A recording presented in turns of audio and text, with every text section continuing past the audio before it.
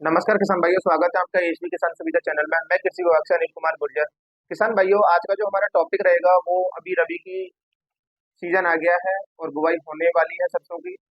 कुछ दिनों बाद चना की और गेहूं की बुआई होगी। इसलिए किसान भाइयों को किस प्रकार से खेत को तैयार करना है, कौन से खाद उर्वरकों को देना है, कौन से खादों का उपयोग करना है, कितनी मात्रा देनी है, खेतों को किस प्रकार से तैयार करना है, कौन सा बीज उपयोग में लेना है, इन सभी बिंदुओं पर किसान भाइयों हम विस्तार से चर्चा करने वाले हैं। तो सबसे पहले किसान भाइयों, आप हमारे चैनल को सब्सक्राइब और लाइक कर दें, जिससे कि आपको समय पर नोटिफिकेशन मिल सके, और बेल आइकन को दबा दें, जिससे कि आपको समय पर वीडियो मिल जाए और उसको आप देख पाएँ। उस खेती बाड़ी से संबंधित जो भी वीडियो है आप समय पर देख पाएँ। कृषि विभाग से संबंधित जो योजनाएं हैं उनका वीडियो आप समय पर देख पाएँ। इसलिए किसान भाइयों, आप हमारे चैनल को सब्सक्राइब और लाइक कर दें। तो किसान भाइयों, बात आती है कि खेत को किस प्रकार से तैयार किया जाता है। खेत को तैयार करने के लिए किसान भाइयों, आमतौर पर किसान भाइयों देखने को मिलता है कि ज्यादातर जो हमारे किसान भाई हैं वो देसी जो गोबर का खाद होता है उसको गर्मियों में उपयोग में लेते हैं। लेकिन किसान भाइयों, वो बहुत गलत तरीका होता है। अभी जो इस ये जो समय चल रहा है खेती बाड़ी का, इस समय हमारा जो देसी खाद है वो पूर्ण रूप से सड़ चुका है। क्योंकि देसी खाद को सड़ने के लिए, जो गोबर का जो खाद होता है उसको सड़ने के लिए ज्यादा नमी की मात्रा चाहिए होती है, जो अभी बारिश से खूब उसको मिली है, जिससे वो पूर्ण रूप से सड़ गया है और अभी आप उसका उपयोग अपने खेतों में कर सकते हो। आमतौर पर किसान भाइयों देखा जाता है कि ज्यादातर जो हमारे किसान भाई हैं वो गर्मियों में देसी खाद का उपयोग करते हैं, लेकिन वो पूर्णतः गलत है। क्योंकि देसी गर्मियों में जब अपन देसी खाद का अपने खेतों में उपयोग करते हैं, तो जब ज्यादा गर्मियां पड़ती हैं तो उसके जितने भी उसमें जीव होते हैं जो हमारी मिट्टी के लिए लाभदायक होते हैं, वो सभी उसमें खत्म हो जाते हैं गर्मी से। दूसरा, जैसे ही बारिश चालू होती है तो जो भी बचा हुआ जो भी पोषक तत्व होते हैं वो उसमें बहकर चले जाते हैं। इसलिए किसान भाइयों, गर्मियों में आप देसी खाद का जो उपयोग करते हो उसकी वजह अगर आप इस समय उसका उपयोग करते हो तो वो ज्यादा लाभकारी होता है। दूसरा किसान भाइयों, जो निकल के आता है वो ये है कि हमारे खेतों में हम किस प्रकार से पोषक तत्व दें संतुलित मात्रा में, किस प्रकार से माइक्रो जो सूक्ष्म पोषक तत्व हैं उनका उपयोग करें, किस कौन कौन से कार्बनिक खादों का उपयोग करें। तो किसान भाइयों, इसके लिए आपको सबसे पहले अपनी मिट्टी की जांच करवानी होगी।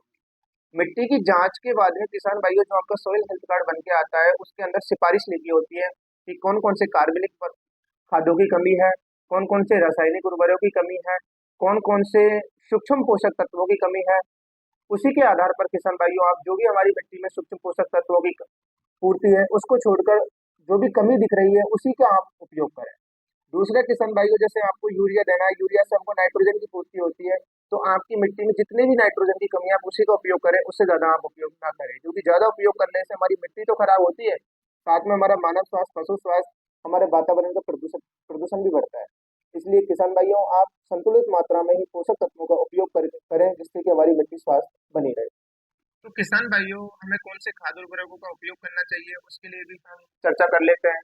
आमतौर पर किसान भाइयों, आप सबसे ज्यादा यूरिया का उपयोग करते हो नाइट्रोजन पूर्ति के लिए, लेकिन आपने देखा होगा कि आप डीएपी का भी उपयोग करते हो। डीएपी के अंदर किसान भाइयों फास्फोरस भी हमारे पौधों को मिलती है, हमारी मिट्टी को मिलती है, उसके साथ नाइट्रोजन भी मिलता है। लेकिन उसके बाद भी किसान भाइयों, आप यूरिया देके नाइट्रोजन और ज्यादा देते हो।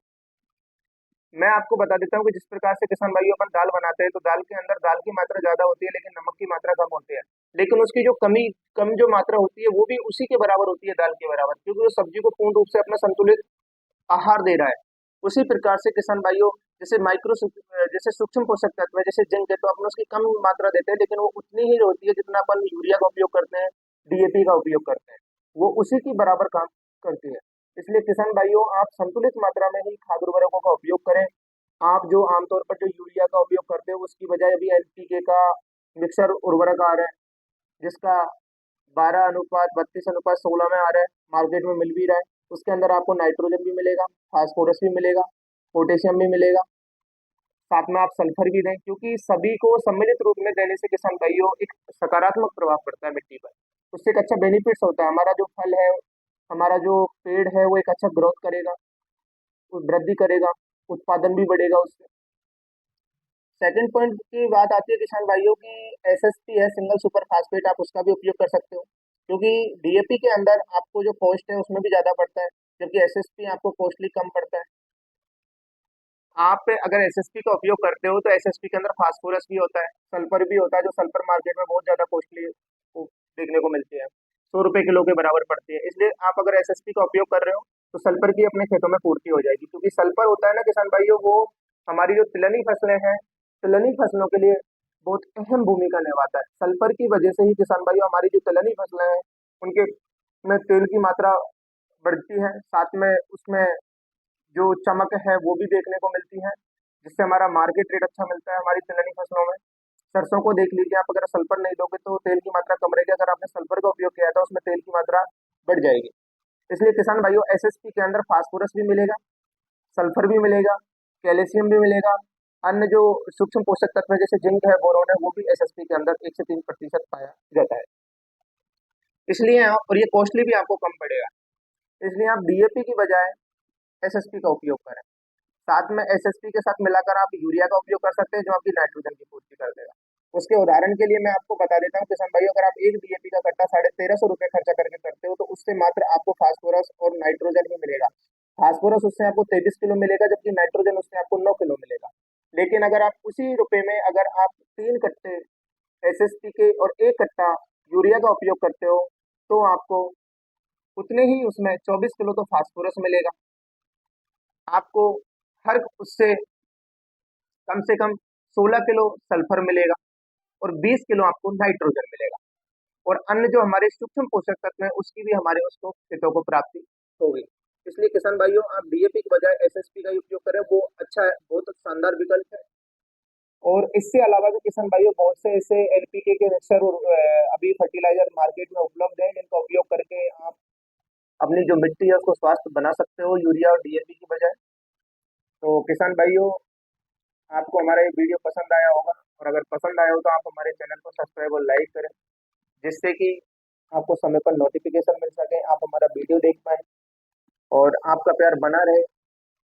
ये चैनल आपको एक नई खेतीबाड़ी से संबंधित, कृषि विभाग से की योजनाओं से संबंधित रोजाना एक नई अपडेट लेकर आता है। तो ऐसा ही आपका प्यार बना रहे। नेक्स्ट वीडियो में किसान भाई हम वापस मिलते हैं। नेक्स्ट वीडियो में हम आपको बताएंगे कि जो ग्रीन हाउस है, पॉली हाउस है, उसको कौन कौन किसान भाई उसमें आवेदन कर सकता है, कितना उसमें आवेदन करने का तरीका क्या है, कितना उसमें अनुदान मिलता है, इन सभी बिंदुओं पर किसान भाई हम विस्तार से चर्चा करेंगे। तो नेक्स्ट वीडियो में मिलते हैं किसान भाई, जब तक के लिए जय हिंद जय भारत।